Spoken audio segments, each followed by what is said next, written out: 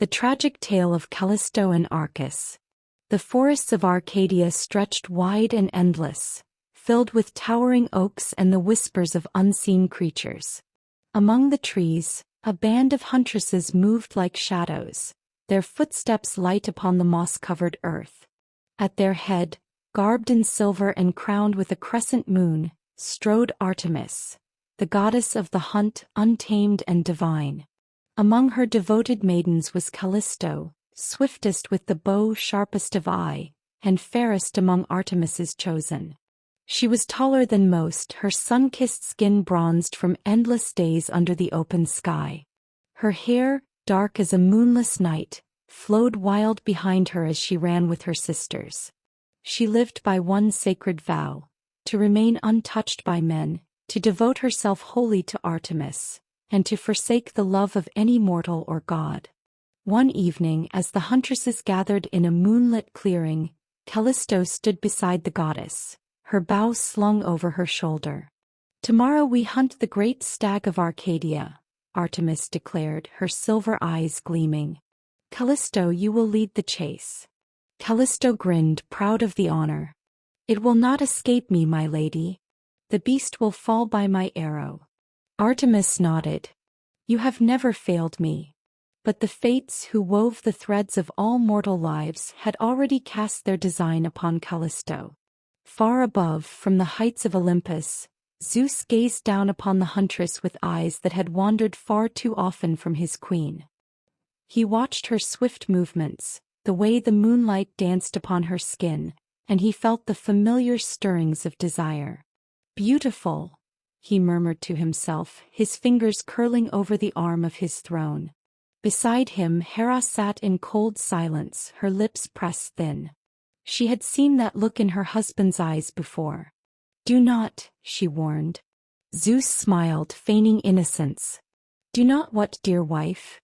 You are a fool if you think I do not know where your mind wanders."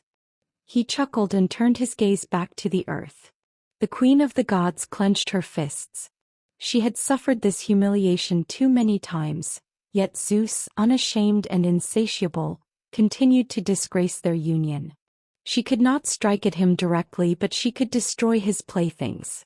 Below, unaware of the storm brewing among the gods, Callisto retired to the solitude of the forest, trailing behind the other huntresses. She sat beneath an ancient oak, breathing in the crisp night air. The hunt would come with the dawn, but for now she found peace in the whispering leaves. And that was when the figure appeared. A woman, no, a goddess. Artemis, or so she thought. "Callisto," the goddess called gently. "My lady," Callisto said, rising swiftly to bow. "Why do you walk alone?" Artemis smiled, stepping closer, her silver robes flowing like water. "I wish to see you, to speak with you alone." Callisto's brow furrowed, confused. "About what?" Artemis reached out, brushing a strand of hair from Callisto's face.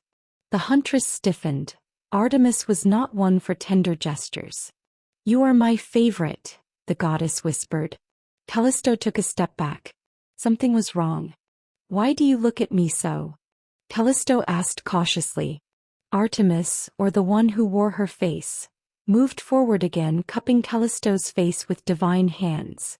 A sudden heat coursed through Callisto's body, foreign and overwhelming. The scent of lightning filled the air, the hum of something ancient and powerful pressing against her very soul. And then she understood. "Zeus," she whispered, her voice breaking. The illusion melted away, revealing the king of the gods, golden-haired and crowned in light. His smile was warm, his touch gentle, but to Callisto, it was the smile of a predator. She turned to flee, but the god was faster. Days passed, and Callisto did not speak of what had happened. She could not. The shame of it burned within her, an invisible wound she could not escape. She continued to run with the huntresses, but she no longer laughed as she once did. She no longer met their eyes. Then came the day of the sacred bath. The huntresses gathered at a crystal-clear spring, stripping their tunics to bathe in the cool water. Callisto hesitated, but Artemis, ever watchful, beckoned her forward. "Come, Callisto." What troubles you? With reluctance, Callisto obeyed, stepping into the water. A gasp broke the air, then whispers and then silence. All eyes turned to Callisto's stomach, where the unmistakable curve of pregnancy betrayed her. Artemis's expression darkened. You have broken your vow, the goddess said, her voice like ice. Callisto fell to her knees in the water, her hands trembling. No, my lady, I swear I did not. Silence. Artemis thundered. Callisto looked around, pleading for help, but the huntresses turned away, their faces set in disappointment and anger. Artemis lifted her chin, her silver gaze burning with judgment. You are no longer one of us. Begone from my sight. Callisto wept, but no mercy was given. She gathered her tunic and fled into the wilderness, her heart breaking with every step. Months later, Callisto gave birth to a son, Arcas. He was beautiful, with his father's golden hair and his mother's piercing eyes. He was her light, her reason to endure. But Hera had not forgotten. One evening, as Callisto rocked her child beneath an oak, a sudden wind tore through the trees. The sky darkened, thunder rumbled, and Hera appeared in all her terrible majesty. You dare birth the child of my husband? The queen sneered. Please, Callisto begged, clutching Arcas close. Hera smiled. A cruel, hateful smile. Then be the beast you are. Before Callisto could scream, her body twisted. Bones cracked, fur sprouted, her fingers curled into claws. She fell forward, her cries turning into a guttural roar. A bear, a monstrous beast, robbed of her voice, her hands, her very humanity.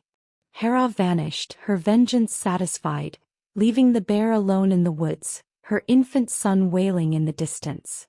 Years passed and Arcas grew strong, a mighty hunter of Arcadia. One day he wandered deep into the woods and came upon a great bear. Callisto, his mother, but he did not know her. She moved toward him, desperate, her golden eyes filled with sorrow. Arcas lifted his spear. And Zeus, watching from above, intervened. A flash of light. A clap of thunder. Callisto and Arcas rose into the heavens, their mortal forms lost, their spirits bound in the stars. Mother and son forever together, shining as Ursa Major and Ursa Minor, the great and little bears of the sky. But even in the heavens Hera's curse lingered. Never would they touch the sea, never would they set below the horizon. Eternal, unbroken and tragic. The stars remember, and so do we.